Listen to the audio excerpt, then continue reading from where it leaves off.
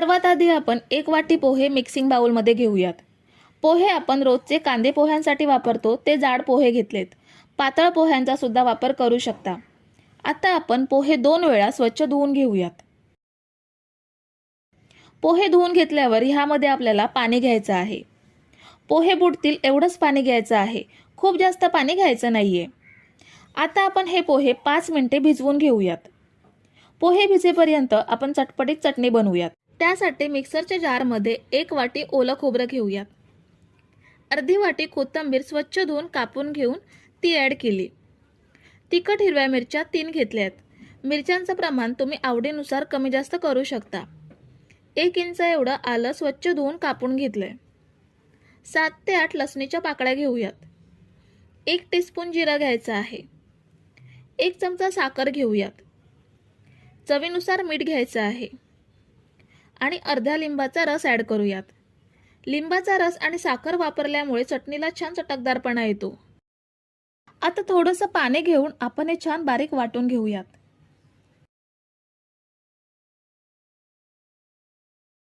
हे बघा, आपण मस्त चटणी बनवून घेतली आहे. छान बारीक वाटली गेली आहे.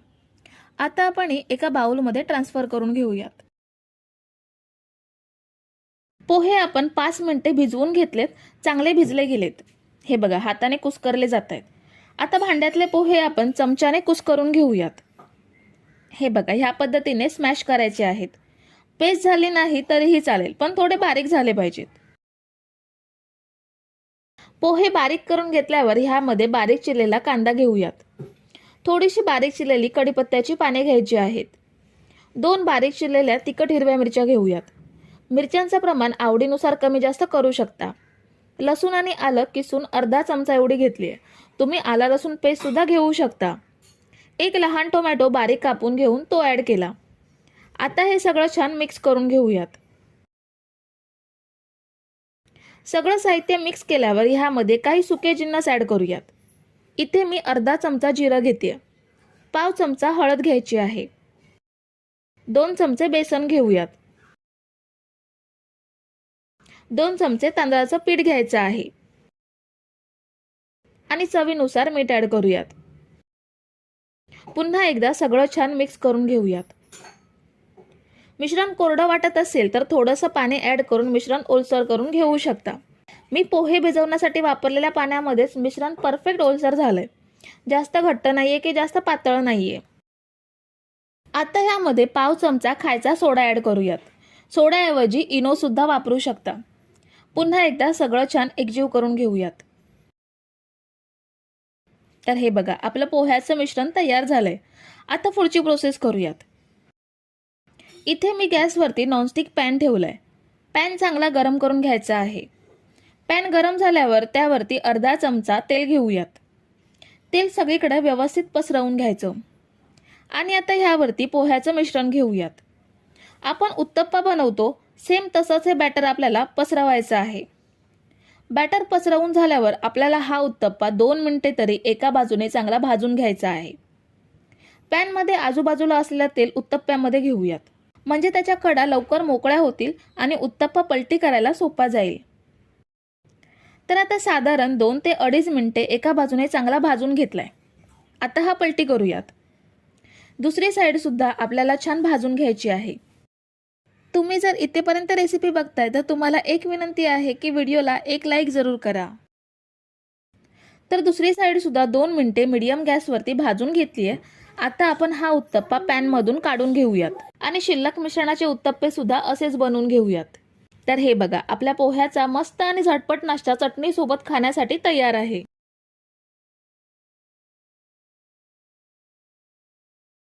दोन वाटी मसूर डाळ मिक्सिंग बाउलमध्ये घेऊयात. डाळ आपल्याला स्वच्छ धुवून घ्यायची आहे. त्यासाठी यामध्ये पुरेसं पाणी घेऊन डाळ स्वच्छ धुवून घेऊयात. तर इथे मी डाळ स्वच्छ धुवून घेतली आहे. आता यामध्ये पाणी घेऊन आपण ही डाळ 10 मिनिटं भिजवून घेऊयात. डाळ भिजेपर्यंत ह्यासोबत खाण्यासाठी आपण झटपट होणारा रायता बनवणार आहोत. मिक्सर जारमध्ये 7 ते 8 लसूण पाकळ्या घ्यायच्या आहेत. 1 चमचा जिरं घेऊयात. मूठभर कोथिंबीर स्वच्छ धुवून घेतली. 5 ते 6 हिरव्या मिरच्या घेते. मिरच्यांचं प्रमाण तुम्ही तुमच्या आवडीनुसार कमी जास्त करू शकता आणि चवीनुसार अर्धा चमचा मीठ घेतलं. आता हे मिक्सरला जाडसर वाटून घेऊयात. ह्यामध्ये आपल्याला पाण्याचा अजिबात वापर करायचा नाहीये. थोडं जाडसर हे वाटून घ्यायचं आहे. तर हे बघा, मी हे थोडं जाडसरच वाटून घेतलं. ह्या पद्धतीने आपल्याला जाडसर भरड करून घ्यायची आहे. आता कोलगेट पॅनमध्ये मी 2 चमचे तेल घेतले. तेल गरम झाल्यावर आपल्याला ह्यामध्ये अर्धा चमचा मोहरी घ्यायची आहे आणि पाव चमचा हिंग घेऊयात. हे तेलात थोडंसं परतून घेऊयात. मोहरी आणि हिंग तेलात परतल्यानंतर आपण जो मसाला वाटून घेतलाय तो ह्यामध्ये ॲड करूयात आणि तेलामध्ये फक्त 2 मिनटं परतून घ्यायचा आहे. लसूणचा जो कच्चेपणा आहे तो गेला पाहिजे, त्यासाठी हे तेलामध्ये 2 मिनटं परतून घेऊयात. मसाला तेलात परतल्यानंतर आपल्याला गॅस बंद करायचा आहे आणि गॅस बंद केल्यानंतर आपल्याला पुन्हा थोडा वेळ परतून ह्यामधली उष्णता कमी करायची आहे. आपल्याला ह्यामध्ये दही ॲड करायचं आहे, पण जर आपण लगेच दही ॲड केलं तर ते फुटेल. म्हणून आपल्याला ह्याची थोडीशी उष्णता कमी करून मग दही ॲड करायचं आहे. तर गॅस बंद केल्यानंतर मिनिटभर मी हे परतून घेतलं आणि आता ह्यामध्ये मी दही ॲड करते. इथे मी 1 वाटी दही फेटून घेतलं. दही खूप जास्त आंबट घ्यायचं नाही आहे, फ्रेश दही घ्यायचं आहे. ह्यामुळे रायता आंबट होणार नाही. सगळं छान मिक्स करूयात. मीठ आपण ऑलरेडी मसाल्यामध्येच ॲड केलं होतं, त्यामुळे ॲडिशनली यामध्ये ॲड करायची गरज नाही आहे. तर रायता आपलं रेडी आहे. हे रायता तुम्ही कुठल्याही पराठ्यांसोबत, डोशांसोबत किंवा अगदी चपाती भाकरीसोबत सुद्धा खाऊ शकता. खूप छान टेस्टी लागतं. आता आपण जी मसूर डाळ भिजत ठेवली होती ती सुद्धा चांगली भिजली गेली आहे. मसूर डाळीला भिजायला जास्त वेळ लागत नाही. आता ही डाळ आपण 2 बॅचमध्ये वाटून घेणार आहोत.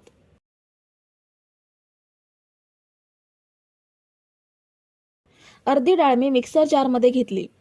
ह्यामध्ये आता अर्धी वाटी पाणी ॲड करते आणि आपल्याला आता हे छान असं बारीक वाटून घ्यायचं आहे. तर ही बघा, डाळ मी छान अशी बारीक वाटून घेतली.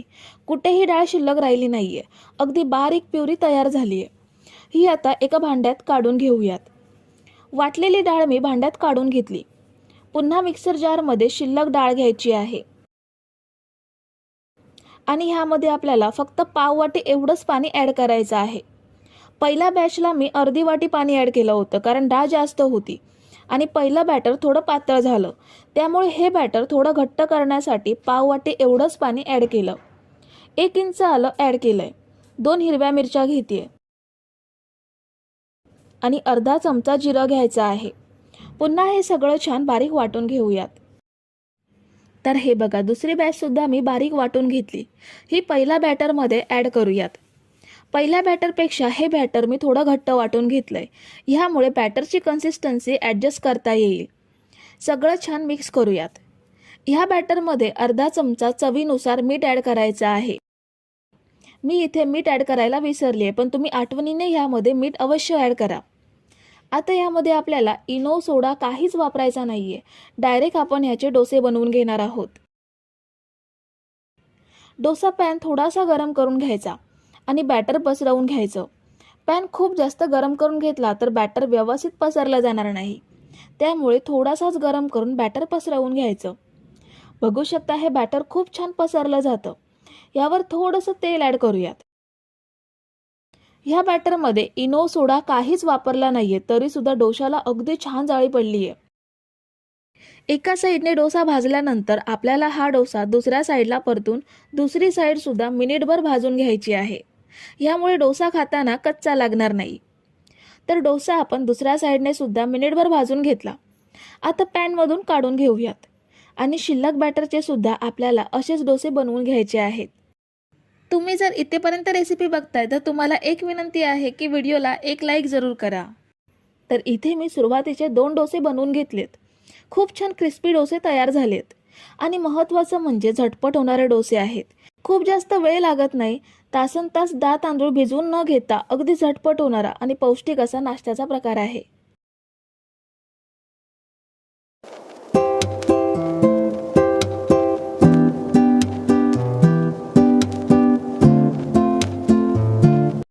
सर्वात आधी आपण एका मिक्सिंग बाउलमध्ये 4 उकडलेले बटाटे घेऊयात. बटाटे मी उकडून कुस्करून घेतलेत. किसलेला गाजर मी अर्धी वाटी एवढा घेतलाय. पाव वाटी उकडलेले मटार घेऊयात. अर्धी वाटी मक्याचे दाणे उकडून घेतलेत. अर्धी वाटी शिमला मिरची बारीक कापून घ्यायची आहे. त्याच सोबत बारीक चिरलेला कांदा सुद्धा अर्धी वाटी एवढा घेऊयात. आता यामध्ये आपल्याला 1 इंच किसलेलं आलं घ्यायचं आहे किंवा आल्याची पेस्ट असेल तर ती सुद्धा तुम्ही ह्याऐवजी घेऊ शकता. 2 हिरव्या मिरच्या बारीक कापून घ्यायच्या आहेत. पाव चमचा हळद घेऊयात. 1 चमचा लाल मिरची पावडर घ्यायची आहे. हिरव्या मिरच्या सुद्धा वापरल्या त्यामुळे मसाल्यांचं प्रमाण तुमच्या आवडीनुसार कमी जास्त करू शकता. अर्धा चमचा धने पावडर घेऊयात आणि त्याचसोबत अर्धा चमचा जिरे पावडर सुद्धा घ्यायची आहे. अर्धा चमचा चाट मसाला घेऊयात, यामुळे नाश्त्याची चव अजून वाढेल. अर्धा चमचा गरम मसाला घेऊयात. 1 चमचा लिंबाचा रस घ्यायचा आहे. आता या साहित्याला बाइंडिंग येण्यासाठी 2 चमचे कॉर्नफ्लोअर घ्यायचा आहे. कॉर्नफ्लोअर ऐवजी तांदळाचं पीठ सुद्धा घेऊ शकता. हे मिश्रण भाज्यांमुळे ओलसर होण्याची शक्यता असते, तर ते कोरडं राहण्यासाठी आपण यामध्ये 1 वाटी भिजवून घेतलेले पोहे ॲड करूयात. पोह्यांमुळे नाश्ता अजून पौष्टिक बनेल. पाव वाटी कोथिंबीर स्वच्छ धुवून बारीक चिरून घ्यायची आहे. चवीनुसार मी इथे अर्धा चमचा मीठ घेते. आता हे सगळं साहित्य छान एकजीव करून घेऊयात. हाताने सगळं असं छान मळून घ्यायचं, म्हणजे सगळे मसाले आणि भाज्यांचा रस एकजीव होतो. हे बघा, मी हे सगळं छान असं एकजीव करून घेतलंय. आता थोडं थोडं मिश्रण घेऊन ह्याचा गोळा बनवून घ्यायचा आणि दोन्ही हातांच्या मध्ये दाबून अशी टिक्की बनवून घ्यायची. याचप्रमाणे आपण सर्व मिश्रणाच्या टिक्की बनवून घेऊयात. तर ह्या बघा, सर्व टिक्की आपल्या बनवून झालेल्या आहेत. आपण हे साईडला ठेवूयात आणि एका भांड्यात आपल्याला 3 चमचे कॉर्नफ्लोअर घ्यायचा आहे. इथे सुद्धा तुम्ही कॉर्नफ्लोअर ऐवजी तांदळाचं पीठ घेऊ शकता. कॉर्नफ्लोअर घेतल्यानंतर ह्यामध्ये चवीनुसार पाव चमचा मीठ ॲड करते आणि ह्यानंतर पाव वाटी एवढं पाणी यामध्ये घेऊयात. आता हे सगळं मिक्स करून ह्याची स्लरी बनवून घ्यायची आहे. इथे मी कॉर्नफ्लोअर वापरलंय, त्याऐवजी तुम्ही तांदळाचं पीठ किंवा मैदा सुद्धा वापरू शकता. तर स्लरी आपली तयार आहे. आपण यामध्ये बनवलेली टिक्की बुडवून घेऊयात. स्लरी सोबत मी इथे ब्रेडचा चुरा म्हणजे ब्रेड क्रम्स घेतलेत. ब्रेड क्रम्स ऐवजी रवा सुद्धा वापरू शकता किंवा आपण खिरीमध्ये ज्या शेवया वापरतो त्या शेवया सुद्धा हाताने चुरून बारीक करून त्या सुद्धा घेऊ शकता. इथे एक एक टिक्की स्लरीमध्ये बुडवायची आणि व्यवस्थित नितळून बाहेर काढायची. त्यानंतर ही टिक्की ब्रेड क्रम्समध्ये घोळवून घ्यायची. ही बघा, ब्रेड क्रम्समध्ये ह्या पद्धतीने कोट करून घ्यायची. सगळ्या टिक्की आपण अशाच बनवून घेऊयात. तर इथे मी 7 टिक्की बनवून घेतल्या आहेत. बाकीच्या टिक्की आपण फ्रीजर करू शकतो आणि हव्या तेव्हा काढून आपण स्लरीमध्ये बुडवून ब्रेड क्रम्समध्ये घोळवून फ्राय करून घेऊ शकतो. आता ह्या आपण कशा फ्राय करायच्या ते पाहूयात. खोलगट पॅनमध्ये मी तेल घेतलंय. तेल चांगलं गरम झालंय. तेल गरम झाल्यानंतर ह्यामध्ये टिक्की सोडूयात. सुरुवातीला यांना अजिबात चमचा लावायचा नाहीये. तेलामध्ये यांना सेट होऊ द्यायचं. 2 मिनिटांनी आपण या परतून घेऊयात. हे बघा, छान हलका सोनेरी रंग आलाय. पुन्हा आपण या दुसऱ्या साईडने सोनेरी रंगात तळून घेऊयात. तर मी या टिक्की किंवा आपण यांना व्हेजिटेबल कटलेट सुद्धा म्हणू शकतो, मस्त अशा सोनेरी रंगात तळून घेतल्या आहेत. खूप छान कुरकुरीत दिसत आहेत. आपण यात तेल नितळून काढून घेऊयात आणि शिल्लक कटलेट सुद्धा आपण असेच फ्राय करून घेणार आहोत. तर मी हे कटलेट फ्राय करून घेतलेत. खूप छान कुरकुरीत झालेत. चवीला सुद्धा अप्रतिम लागतात, त्यामुळे मुलं सुद्धा अगदी आवडीने खातात. मुलांना डब्याला द्यायला किंवा नाश्त्याला बनवण्यासाठी सुद्धा हा मस्त पौष्टिक प्रकार आहे. सर्वात आधी आपण खोलगट पॅनमध्ये 2 चमचे तेल घेऊयात. अर्धा चमचा जिरं घ्यायचं आहे. जिरं आपण तेलात अर्धा मिनिट परतून घेऊयात. जिरं तेलात फ्राय केल्यानंतर ह्यामध्ये आपल्याला 1 वाटी रवा घ्यायचा आहे. मी हा साधा जाडा रवा घेतलाय. तुमच्याकडे जर बारीक रवा असेल तर त्याचा सुद्धा तुम्ही इथे वापर करू शकता. रवा आपल्याला मध्यम आचेवरती 3 ते 4 मिनिटं भाजून घ्यायचा आहे. 3 ते 4 मिनिटं रवा भाजून घेतल्यानंतर ह्यामध्ये आपल्याला अर्धा चमचा चवीनुसार मीठ घ्यायचं आहे. मीठ आपण रव्यामध्ये मिक्स करूयात.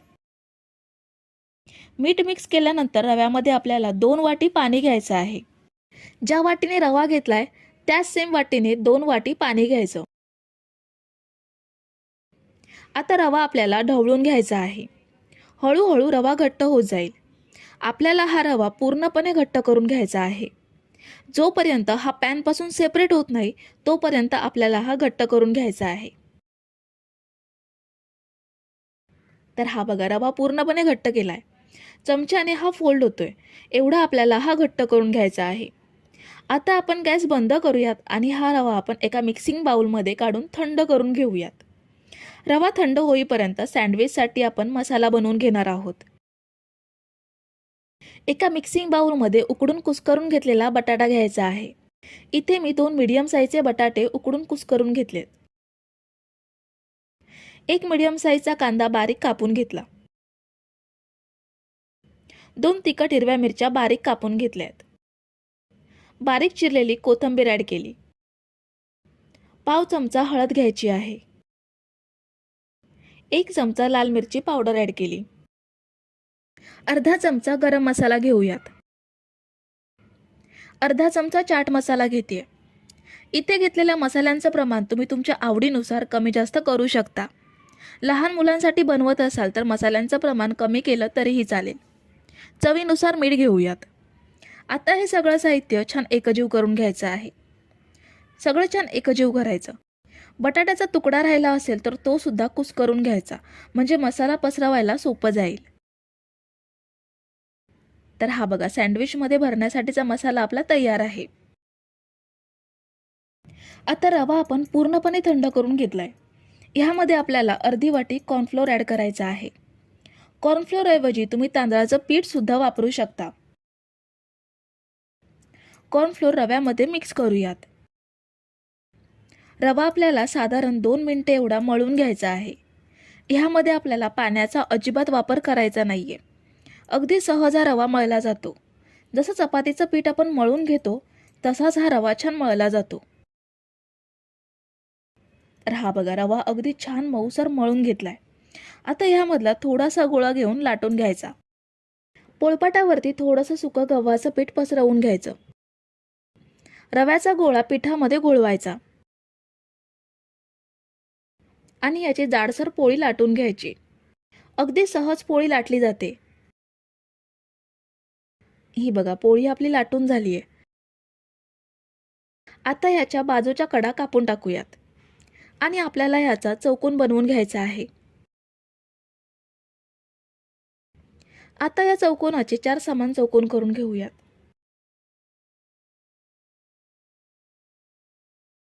ह्यावरती आपल्याला मसाला भरून घ्यायचा आहे.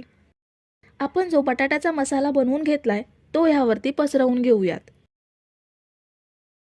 मसाला पसरवल्यानंतर दुसरा चौकोन ह्यावरती ठेवायचा आणि हलक्या हाताने वरून प्रेस करायचा, म्हणजे सँडविचचे स्लाइस घट्ट बसतील. हे बघा आपलं रव्याचं सँडविच तयार.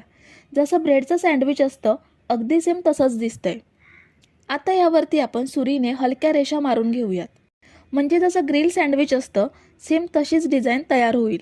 दोन्ही बाजूंनी अशाच सेम रेषा तयार करून घेऊयात. तुम्ही जर इथेपर्यंत रेसिपी बघताय तर तुम्हाला एक विनंती आहे की व्हिडिओला एक लाईक जरूर करा. ह्याच पद्धतीने आपल्याला बाकीचे सँडविच तयार करून घ्यायचे आहेत. आता हे सँडविच कसं भाजायचं ते पाहूयात. पॅनवरती 1 चमचाभर तेल घ्यायचं आहे. पॅन गरम झाल्यावरती दोन्ही सँडविच पॅनवरती ठेवायची. एका साईडने साधारण 3 मिनिट सँडविच भाजून घ्यायचं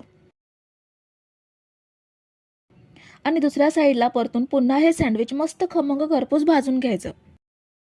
हे बघा आपलं ब्रेड शिवाय तयार केलेलं रव्याचं टेस्टी सँडविच तयार. शिल्लक सँडविच सुद्धा असेच भाजून घेऊयात. तर ही बघा मी 4 सँडविच तयार करून घेतले. सेम जशी ब्रेड सँडविच असतात तशीच ही सँडविच दिसतायत. एक सँडविच मी तुम्हाला कापून दाखवते.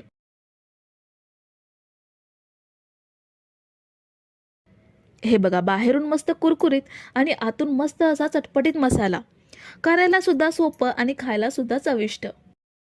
तर मंडळी रेसिपी कशी वाटली हे कमेंट करून नक्की सांगा आणि व्हिडिओला न विसरता लाईक करा. रेसिपी तुमच्या मित्रमैत्रिणींसोबत शेअर करा आणि चॅनलला सबस्क्राईब केलं नसेल तर लगेच सबस्क्राईब करून घ्या. थँक्यू.